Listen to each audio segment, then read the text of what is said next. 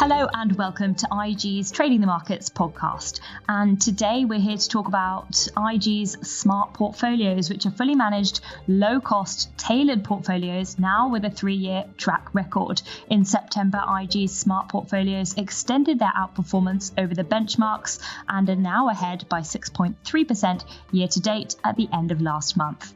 Joining me to discuss a little bit more about the smart portfolios, as well as what we've been seeing and we're likely to see in the markets in the month ahead, is IG Portfolio Manager Sam Dickens. Sam, good to have you on the podcast. Let's start by talking about the markets. It's looking more and more likely that the markets are going to be in for a rocky end to 2020, with the possibility that without a vaccine, it will follow through into 21. What should investors and traders be preparing for? Hi, Victoria. Thanks for having me on the pod. Exactly, just like you said, we anticipate a lot of volatility to come. Things like coronavirus, there's been no vaccine come out this year, so that will definitely spill over into 2021. Lots of uncertainty there. Looking at nearer term risks, there's the US election, which in terms of the narrative and how markets are reacting to an increasing chance of a Biden win, it seems strange. It seems like the market's flipped from thinking a Biden win is negative for stocks, perhaps because of additional regulation, to almost supporting a Biden win now with higher possibilities of greater fiscal spending in the US. So all quite strange. Changing narrative, which makes it especially difficult for investors to position their portfolios. Yeah, it's a tricky time for investors, like you say. I mean, when we look at the underlying economy, it's certainly facing a whole host of issues, yet shares appear to look quite toppy. Where's the best place to look for protection?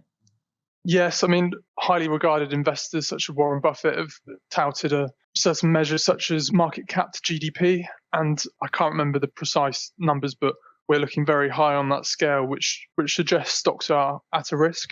But what that doesn't take into consideration is interest rates. Share prices are commonly valued on discounted cash flows, which uses a discount interest rate. So as interest rates have been slashed to zero, that's propelled valuations higher. So yes, in the grand scheme of things, stocks look expensive from a historical standpoint, but compared to perhaps some other asset classes such as fixed income, they potentially could be the place to be for the longer term.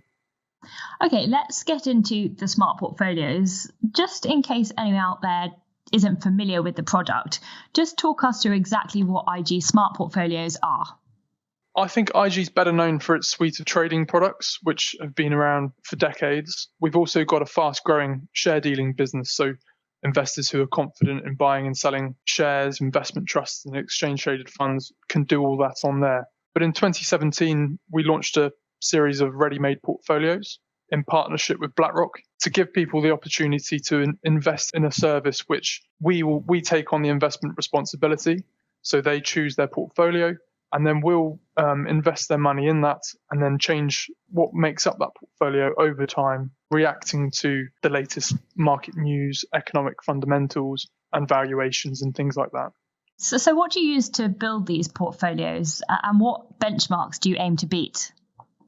As I said, we partnered with BlackRock back in 2017. So we use their range of iShares exchange-traded funds to build the portfolios. We've got 5 portfolios, starting with a very low risk to a more adventurous portfolio. So how we position those portfolios depends on the amount of risk that we are looking to take. So a high-risk portfolio will have a higher concentration in global equities, for instance, or a higher portion in emerging market stocks, whereas the lower risk portfolios will tend to have a greater weight in cash-like securities or fixed income bonds, for instance, such as US Treasuries.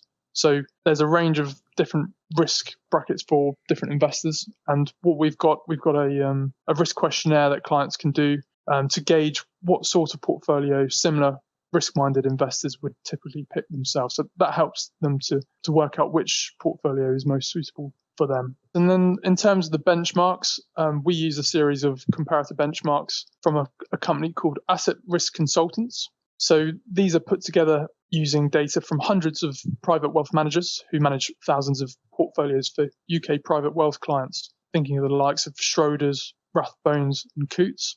And what these benchmarks do, they take in all the portfolio data, but only portfolios that target a certain risk level. So for instance, our middle of the range balanced portfolio uses one of their benchmarks, which targets a 40 to 60% risk of global equities. So in other words, half the risk of investing in a global stock market index or ETF. And it's our job to target that risk level, but construct our portfolios in a way that seeks to maximize the returns for our investors. And we think we've done a pretty good job over the last 3 years doing that. Okay, so give us a sense of the performance, what it's looked like this year in terms of the different risk categories. Yeah, sure. So just a bit of context going into the coronavirus crisis, and that's very sharp sell-off we saw in March. The November before, we took some risk off the table in the portfolio, so trimmed the amount we had exposed to global equities and increased the amount we had as dry powder in the portfolios, which we could deploy at a later opportunity. So we saw the market sell off in March, and with BlackRock, we tactically increased the amount invested in equities. I think that was done on around the 20th of March, very close to the lows in the equity market. So by increasing risk in the portfolios, then the subsequent recovery in global shares really helped us to outperform. So being a bit cautious before March helped us outperform, and then increasing the weight in equities afterwards helped us to outperform again then too. So in terms of portfolio performance across the 5 portfolios, as you said at the start, we've beaten our benchmarks by 6.3% on average since the start of the year, which is really pleasing. We talked about the markets a little bit at the beginning, but just to wrap up, I mean, there's a lot for investors to try and digest at the moment in terms of risks out there. I mean, not least the global pandemic. We've also got a major US presidential election around the corner. We've got Brexit here in the UK. So there's a lot to process and a lot of potentials for volatility in the market. What are the key risks to you? I think as an investor, one of the key risks is to get too carried away with some of these shorter term events. Of course, they're huge risk events, but in the grand scheme of things, and if you're thinking about investing over multiple decades, for instance, for retirement, it's important to kind of take a longer term view. And then thinking about those shorter term risk events that you mentioned, the US election is obviously a huge event, but it's worth remembering that the outcome of elections are notoriously hard to predict, and polls are frankly quite useless in predicting correct outcomes. You could be correct about the outcome of the election, but what impact that has on financial markets is also very, very difficult to predict. One example I saw was when Barack Obama was elected. People thought that sin stocks such as tobacco would underperform the wider market over his tenure as president. But in fact, over his presidency, they outperformed the wider market by a factor of 6, I believe. So if you'd correctly guessed that Obama would have got into as president and then thought that tobacco stocks would perhaps underperform, you'd have been completely wrong. And as I mentioned earlier, the changing narrative on who's best for markets, is it Trump or is it Biden, that seems to have flipped. So as we discussed, it's been very, very difficult time for investors to think about how to position their portfolio in the shorter term. All right, that's all we have time for in today's episode of IG's Trading the Markets podcast. Thank you so much to my guest, Sam Dickens, portfolio manager at IG, for his insights into the markets and into smart portfolios as well.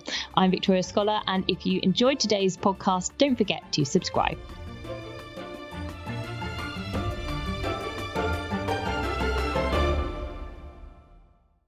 For more videos like these, subscribe to our YouTube channel, IG UK, and make sure to follow us on Twitter. We're at IGTV.